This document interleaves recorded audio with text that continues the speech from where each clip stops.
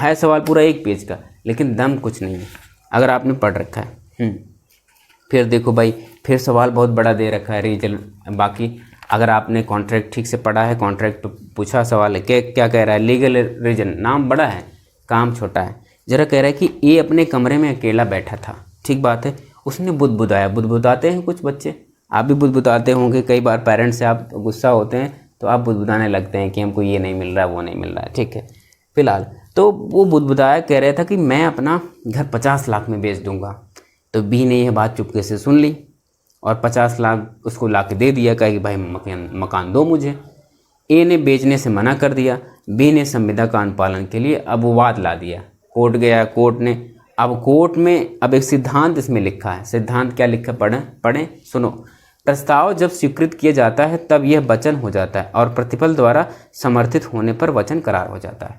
आप सभी जानते हैं, पहले प्रस्ताव होता है, ऑफ़र होता है, फिर एक्सेप्ट होता है। जब एक्सेप्ट होता है तो प्रॉमिस बन जाता है, और जैसे ही प्रॉमिस बनता है और उसमें कुछ प्रतिफल जोड़ दें, कंसिडरेशन जोड़ देते हैं, तो वो सीधे करार बन जाता है, एग्रीमेंट बन जाता है। ये बात आपने कॉन्ट्रैक्ट एक्ट में पढ़ रखी है। मैं उम्मीद करता हूँ आपने यूट्यूब वगैरह पे वीडियोज़ को देखी होगी, या कुछ ना कुछ चैनल आप फॉलो करते होंगे जहाँ से ये कॉन्सेप्ट आपने अच्छे से सीखा होगा। तो भाई इसमें क्या है, पूछ रहा है, बताओ आप सभी लोग समझ गए।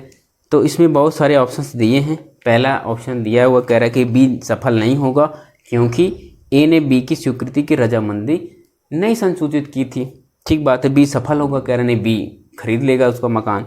फिर कह रहा बी नहीं सफल नहीं होगा। तो इस तरीके के ऑप्शंस दिए हुए हैं, ठीक। अगर आप इसको जब पढ़ रहे हैं तो ऑप्शन 1 सही है, ठीक बात है। 39 में ऑप्शन 1 सही। बहुत बड़ा क्वेश्चन है, लेकिन इसमें कुछ ऐसे बहुत खास बात नहीं है अगर आपने कॉन्सेप्ट सही से पढ़ा है, ठीक। तो 39 में 1 सही है, ठीक बात है। आपको समझ में आ गया। चलो अगला सवाल भाई फिर से बड़ा सवाल है, आप पे रीजनिंग पूछा हुआ है, पूरा लंबा लिखा रहता है। कह रहे हैं कि भाई ये भी लॉ से सवाल है। सवाल क्या है, लीगल रीजन के सवाल हैं। कह रहा है कि एक गर्भवती महिला है, जो ए नाम की महिला है, जो रेल यात्रा कर रही थी। ड्राइवर के असावधानी के कारण उसका गर्भपात हो जाता है और भारतीय रेल के विरुद्ध क्षतिपूर्ति के लिए वो वाद लाती है। आपने टॉर्ट पढ़ा होगा, टॉर्ट से सवाल पूछा हुआ ये। कह रहा है कि सिद्धांत देखो, सिद्धांत भी लिखा रहता है। सिद्धांत आप पढ़ के समझ गए, फिर आपको लॉ तो पढ़नी नहीं है। कह रहा है कि दूसरे के प्रति सावधानी बरतने का कर्तव्य अधिरोपित, मतलब आप दूसरे के प्रति भी जब आप बाइक चलाते हैं तो ऐसे नहीं चलाएंगे किसी को ठोंक देंगे, ठीक। तो ये आपके मन में ज़रूर रहता है कि भाई किसी से एक्सीडेंट ना हो। तो सावधानी बरतने से असफल रहने पर दायित्व का सृजन हो जाता है। अगर आप सावधानी नहीं बरतते हैं, किसी के साथ कुछ हो जाता है, उसके लिए आपको लायबल ठहराया जाता है। इस सवाल का मतलब यही है।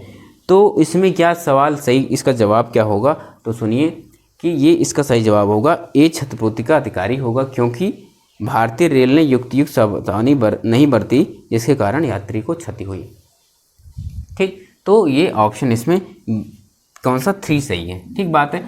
तो इसमें